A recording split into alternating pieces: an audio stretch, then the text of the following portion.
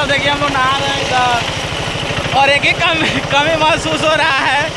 यहाँ हमारे 2 ही आदमी है, कोई गर्लफ्रेंड नहीं है हम लोग का इधर, और एकदम मज़ा काट रहे हैं। इधर देखिए इधर नहा रहे हैं, बस ही चल रहा है।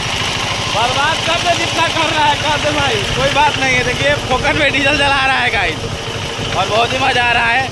आप लोग कमेंट करके बताएं कि आप सब ऐसे बोरिंग से नहाते हैं कि नहीं नहाते हैं। देखिए इधर पाइप वाइप सब फेंका हुआ है, और बहुत मज़ा आ रहा है। फिर जल्दी से जाते हैं, थोड़ा और नहा लेते हैं, फिर और मज़ा ले लेते हैं। तब तक आप लोग वीडियो को शेयर कर दीजिए, लाइक कर दीजिए। Bye bye.